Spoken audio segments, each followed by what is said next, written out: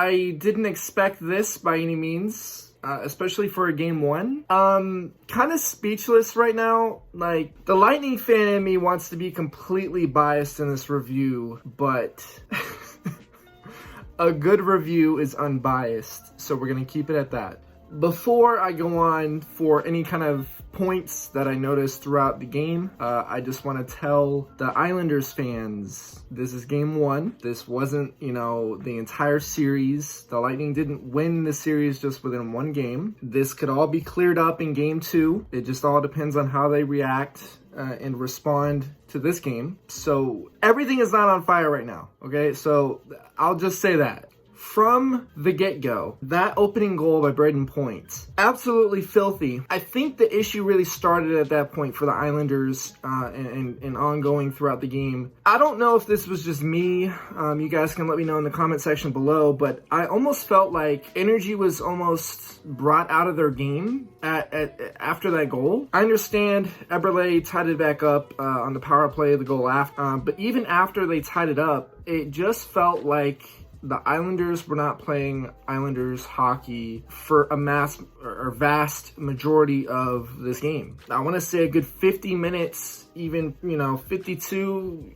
minutes of this game looked nothing like the Islanders team that was terrifying. I don't know what to do with that. It's just, again, in the preview I said there was two prevalent Islanders teams within the second round matchup against the Flyers, and there was one that was terrifying for most of the series and not so terrifying in a small portion, size, couple games within the series. But that side of the Islanders is gonna have to wake up going forward in this series, because their back's already against the wall for game one. So they're already starting, on the low end right now. One thing I'll say about the Lightning's game throughout this entire game, and that I have seen more prominently, and I think is probably one of the biggest differences between this team and teams of the past, is they did not sit on the lead at any point in this game. They kept doing their thing. They kept piling it on. They kept the puck in the offensive zone. And this is the effective brand of Lightning hockey that wins playoff games. The Islanders are known for their lockdown kind of defensive game once they get that lead. The Lightning, I would say their system that they play is more so keeping the puck in the offensive zone, keep piling, the goals. And that was present tonight, plain and simple.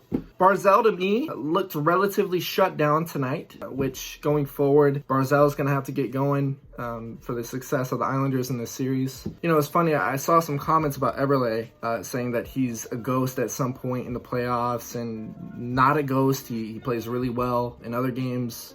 I thought he played pretty well tonight, especially getting that goal on the power play to tie the game up early in the first period. But it's pretty demoralizing when your goalie has to be pulled after 3 goals, not even that far into the game. If there's one bad thing in the Lightning's game tonight that I saw, and that was prevalent in other, I would say more so in the Columbus series, there was some of that in the Boston series, is the penalties. They need to chill out with that. At any point, the Islanders could have got back into this game. If they got the power play going tonight, it could have ended up being a completely different game because of how many times the Lightning were taking penalties, and I think that's going to be very important for the Islanders. If the Lightning continue to take these bad penalties, maybe not even bad penalties, but just the sheer amount of penalties they're taking in general, if the Islanders find a way to be effective in the power play, this could get bad for the Lightning too. It goes both ways. This isn't typically something you see in a game one. A game one is typically something,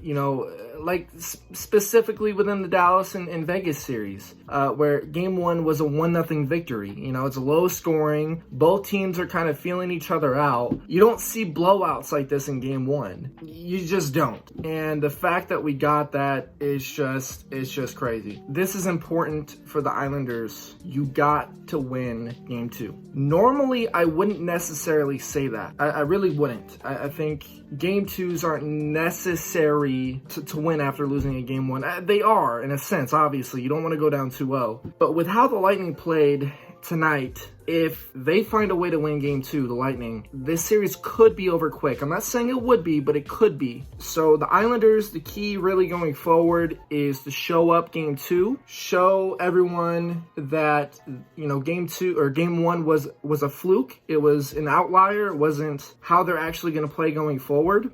Show the Lightning why you made it to the Eastern Conference Finals and why people have said that you're a scary team, and take it from there. Craziest game 1 I've ever seen as a Lightning fan. I can tell you that much. As a new hockey YouTuber, I need advice in constructing the videos. So if you guys would please leave suggestions if you see any flaws in how I'm creating these videos, if I could do something better, more effectively to ensure that the content that I provide for you guys is better, please feel free to comment that below, and I'll definitely look into it and keep it in mind going forward. Thank you guys so much for watching. If you have any thoughts or, you know, anything like that you'd like to leave in the comment section below, please do that. Consider subscribing if you want more hockey content like this, and take care, guys.